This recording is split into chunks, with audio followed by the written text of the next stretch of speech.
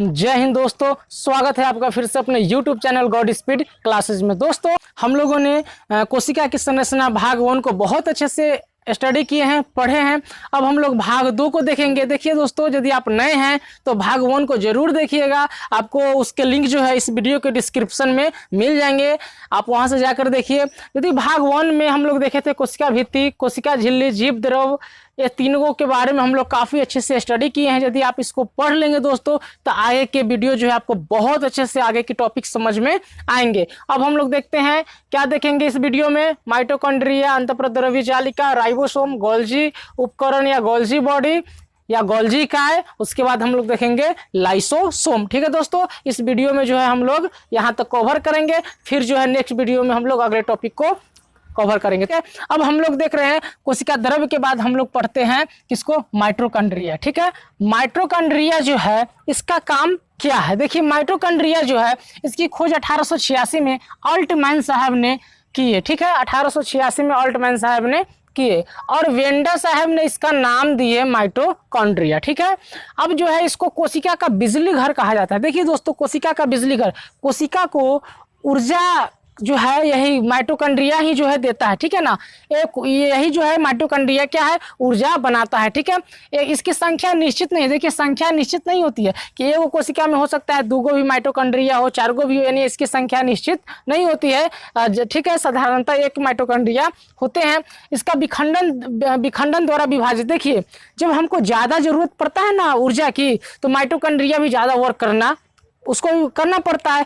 तो इस कंडीशन में वो जो है विखंडन द्वारा विभाजित होकर के 1 से 2 बन जाता है। ठीक है, और यदि हमको कम ऊर्जा की यदि जरूरत है तो माइटोकॉन्ड्रिया जो 2 है वो धीरे धीरे स्थगित होकर के वो स्थगित हो जाता है, जो ऊर्जा की ज़्यादा जरूरत नहीं होती है। तो उसके बाद एक ग्लूकोज अणु के टूटने से 36 एटीपी बनते हैं। दोस्तों, एक ग्लूकोज के अणु टूटने से 36 एटीपी। एटीपी क्या है, तो एक एटीपी जो है कोशिका का ऊर्जा है दोस्तों, सेल का ऊर्जा है।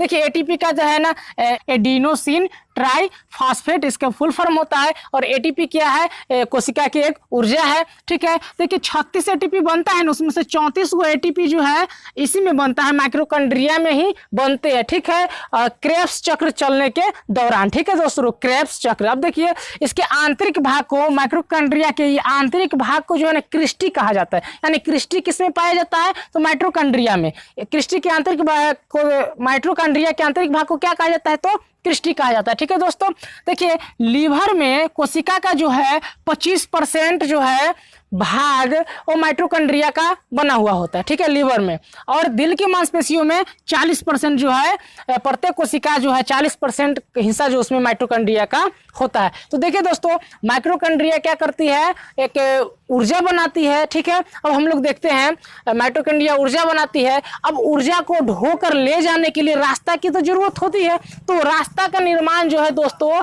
ये अंतःप्रद्रवी जालिका करती है। ठीक है, अंतःप्रद्रवी जालिका। अब उस ढोकर कौन ले जाएगा, ले जाने के लिए एक वाहक होना चाहिए, तो उस वाहक को बोलते हैं गोल्जी काय।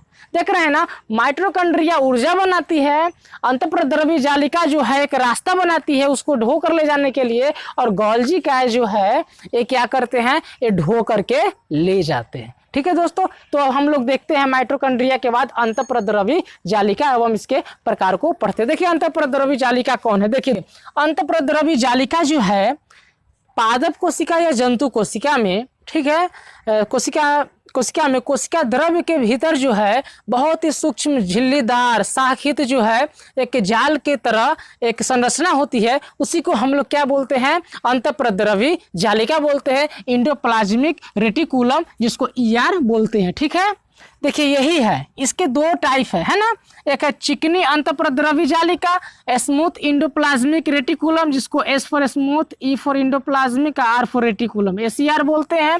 और दूसरा है दानेदार अंतःप्रद्रवी जालिका, रफ प्लाज्मिक रेटिकुलम। ठीक है दोस्तों, अब हम लोग देखते हैं अंतःप्रद्रवी जालिका, इसका काम क्या है। देखिए, इसका काम जो है कोशिकीय परिवहन तंत्र का निर्माण करना, मतलब ये रास्ता बनाता है। देखिए, माइटोकॉन्ड्रिया क्या करती है, माइटोकॉन्ड्रिया जो है ऊर्जा का निर्माण करती है, और ये जो है रास्ता बनाती है, रास्ता का निर्माण करता है, परिवहन तंत्र का। कोशिका द्रव को आंतरिक सहायता, अंदर से जो है मजबूती प्रदान करता है। कोशिका द्रव को कोशिका विभाजन के समय कोशिका प्लेट एवं कोशिका झिल्ली को बनने में सहायता करता है। जब कोशिका का विभाजन होता है ना, तो उसमें ये काफी मदद करता है, जिसमें कोशिका प्लेट और केंद्रक झिल्ली बनने में मदद करता है।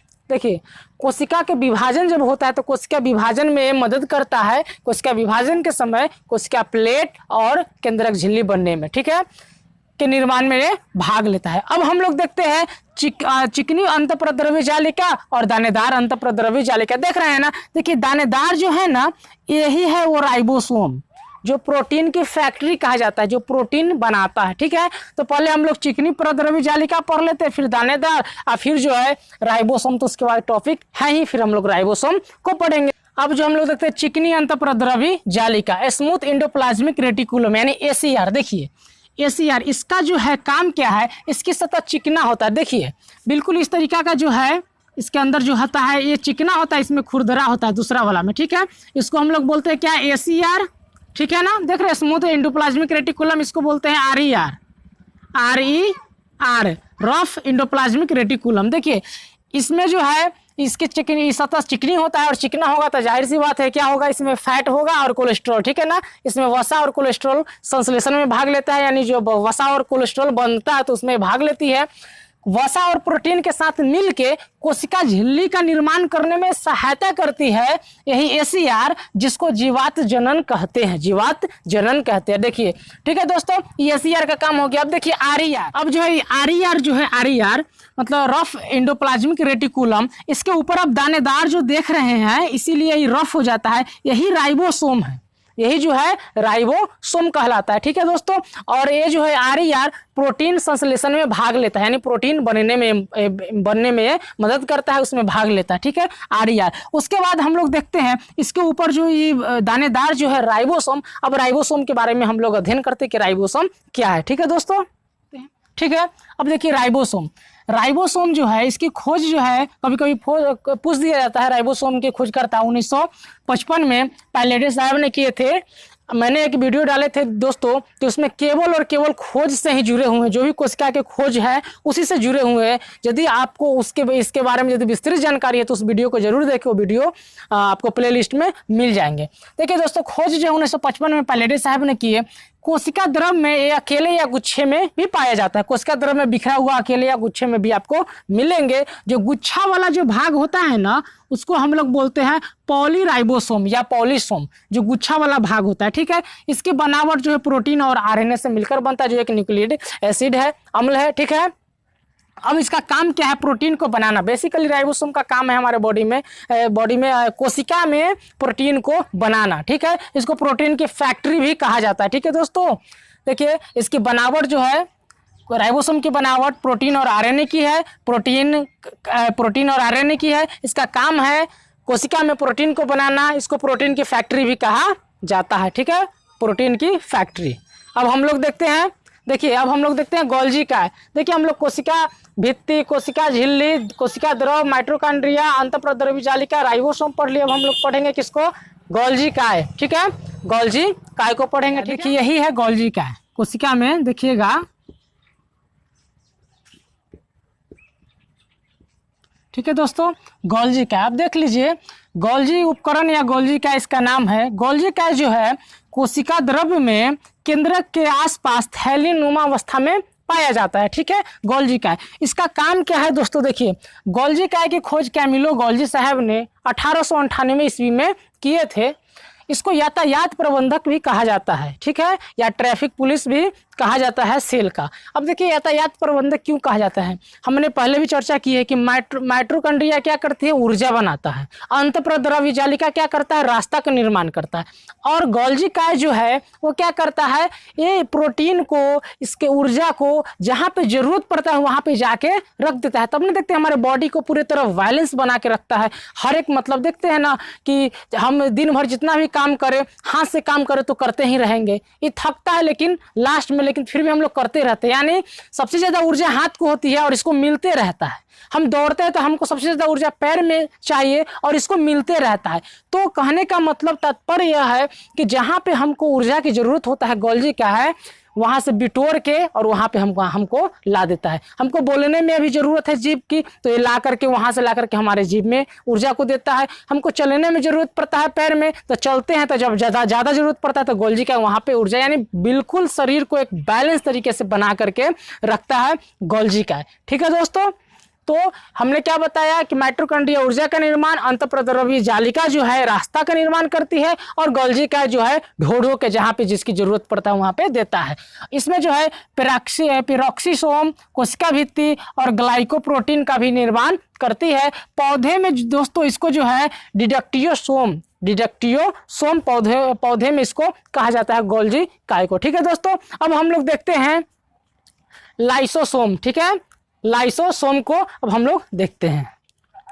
देखिए दोस्तों, गोल्जी का यहीं पे आपका जो है ये लाइसोसोम है, ये जो है आपका लाइसोसोम हो गया, लाइसोसोम। देखिए दोस्तों, लाइसोसोम की जो है खोज 1958 में क्रिश्चियन डी डवे साहब ने किए थे। ठीक है, देखिए लाइसोसोम का काम क्या होता है, इसको आत्महत्या की थैली कहा जाता है, सुसाइड बैग कहा जाता है। क्यों कहा जाता है दोस्तों, देखिए जब हम लोग दौड़ते हैं, दौड़ते समय क्या होता है, पैर जब क्या बोलते हैं मोच आ जाता है, मुड़ा जाता है, तो काफ़ी दर्द होता है। अब जो दर्द होता है वहाँ पे क्या होता है, कोशिका जो है वो मुड़ा जाने की वजह से कोशिका वहाँ पे मर जाता है, मृत हो जाता है। जब कोशिका जब मर जाता है तो अंदर में अब साफ कौन करेगा, कौन डॉक्टर जाएगा, तो एक कोशिका को जो है अब जब जिस कोशिका में रहते हैं लाइसोसोम, अब सोचता है कि अब इसको साफ करने का इसका काम ही रहता है, तो अपने आप को फाड़ लेता है और फाड़ के क्या करता है, जो भी कोशिका जो बेकार होते हैं उसको साफ कर देता है, उसको पाचित कर जाता है। इसमें कैसे एसिड पाए जाते हैं। ठीक है, पाचित कर जाने के बाद ताकि उस पे जो है क्या होता है, वहाँ पे नए कोशिका बने, ताकि वो जो है धीरे धीरे देखते हैं ना जख्म भर जाते हैं। तो वही जो है लाइसोसोम क्या करता है, जो जब कोशिका किसी कारणवश जो है वो मर जाती है तो उसको जो है अपने आप को फाड़ के उस कोशिका को पाचित कर जाती है। ठीक है दोस्तों, और उसमें एक ऐसा एंजाइम पाया जाता है, और उस एंजाइम जो बनाता है, अब देखिए लाइसोसोम का एंजाइम का निर्माण जो करता है यही RER करता है, दानेदार अंतःप्रद्रव्य जालिका। ठीक है, इसमें ऐसे एंजाइम पाया जाता है, इसीलिए जो है दोस्तों इसको आत्महत्या की थैली कहा जाता है। ठीक है, जैसे हमारे बॉडी में कहीं कट छिल जाए तो क्या होता है, बेटाडीन से साफ करते हैं। हमारे बॉडी के अंदर जब कोशिका में कुछ प्रॉब्लम होते हैं, जब मर जाते हैं, तो साफ करने का काम, उसको पाचित करने का काम लाइसोसोम का है। ठीक है दोस्तों, तो इस वीडियो में हम लोग इतना ही तक कवर करेंगे, क्योंकि वीडियो काफ़ी लंबा हो जाएगा। अगले वीडियो में दोस्तों हम लोग बहुत अच्छे से जो है इसके तारकाएं, रसधाने सब के बारे में हम लोग अच्छे से अध्ययन करेंगे। ऐसा करता हूं दोस्तों ये वीडियो आपके लिए काफ़ी मददगार साबित होगी। दोस्तों वीडियो यदि अच्छा लगा हो तो लाइक शेयर कमेंट जरूर करें, और यदि चैनल पर नए आए हैं तो सब्सक्राइब जरूर करें। थैंक यू, फिर मिलते हैं अगले वीडियो में।